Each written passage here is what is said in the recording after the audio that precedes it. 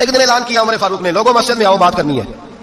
امیر المومنین کا پیغام ہے، سارے مسجد میں آ جائے۔ کھچا کھچ مسجد نبی صحابہ سے بھر گئی، اور ایسا جب اعلان ہوتا تھا تو صحابہ دوڑ کے آتے تھے، شاید کو جنگ ہے، شاید کسی نے حملہ کر دیا ہے، شاید کوئی نئی بات ہے، دوڑے آئے لوگ، مسجد نبی کھچا کھچ بھر گئی۔ سیدنا فاروق اعظم رضی اللہ تعالیٰ عنہ منبر پہ بیٹھے، حضرت عبد الرحمن بن عوف رضی اللہ تعالیٰ عنہ فرماتے ہیں کہ صحابہ تجسس کے دیکھ رہے ہیں کہ پتہ نہیں کسی طرف سے پیغام نہیں آ گیا، کوئی کافر حملہ نہیں کرنے لگا، اللہ جانے کیا ہوا ہے، بڑی پریشانی ہے۔ عمر بیٹھے،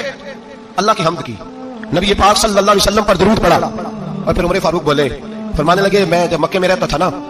تو کبھی گھر میں قحط آ جاتا تھا، کبھی قحط آتا تھا گھر میں، بکریوں کے دودھ خشک ہو جاتے تھے، گندم نہیں ملتی تھی، پانی نہیں ہوتا تھا، تو فرمایا میری اماں مجھے خالہ کے گھر بھیج دیتی تھی۔ قبیلہ بنو مخزوم، اس قبیلے میں میری خالہ کی شادی ہوئی تھی تو وہ مالدار لوگ تھے، ان کے پاس زیادہ بکریاں، زیادہ اونٹ، زیادہ گائیں، زیادہ کھیت تھے۔ حضرت عمر فاروق فرمانے لگے میں ان کے گھر جاتا تو میرے خالو سمجھ جاتے کہ عمر کو اس لیے بھیجا گیا ہے کہ قحط آ گیا ہے، فرماتے ہیں وہ مجھے سویرے بکریاں چرانے لے جاتے، شام تک میں ان کی بکریاں چراتا ہوں۔ امیر المومنین عمر، ایک طرف مسئلہ یہ ہے کہ کیسر و کسرا کی دیواریں ہل رہی ہیں عمر کے ناروں سے، اور ادھر عمر منبر پہ بیٹھ کے خطبے دے رہے ہیں، فرماتے ہیں میں بکریاں چراتا، شام تک خالہ کے گھر جا کے مزدوری کرتا، اور فرماتے ہیں شام ہوتی تو ایک مٹھی کشمش مجھے دیتے وہ،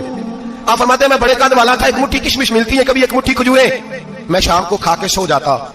کئی مہینے یوں ہی گزرتے تو میری اماں کا پیغام آتا کہ علاج صحیح ہو گیا، میرے بیٹے کو بھیج دو۔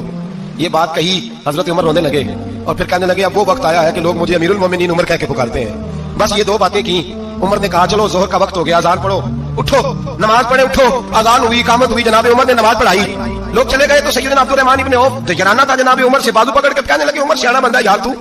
یہ دو باتیں سنانے کے لیے اتنا مجمع اکٹھا کیا تھا، یہ دو باتیں کہنے کے لیے کہ میں خالہ کے گھر جا کے مزدوری کرتا تھا تو ایک مٹھی کشمش ملتی تھی، ایک مٹھی کھجوریں، یہ کہنے کے لیے کہ میں بکریاں چرایا کرتا تھا۔ تو حضرت عمر فاروق رضی اللہ تعالیٰ عنہ پھر ہوئے، پھر آنکھوں میں آنسو آئے، کہنے لگے عبد الرحمن آج نا مصر شام سے کچھ لوگ آئے تھے اور وہ بتا رہے تھے کہ عمر تیرا ڈنکا وہاں بھی بڑا بچتا ہے،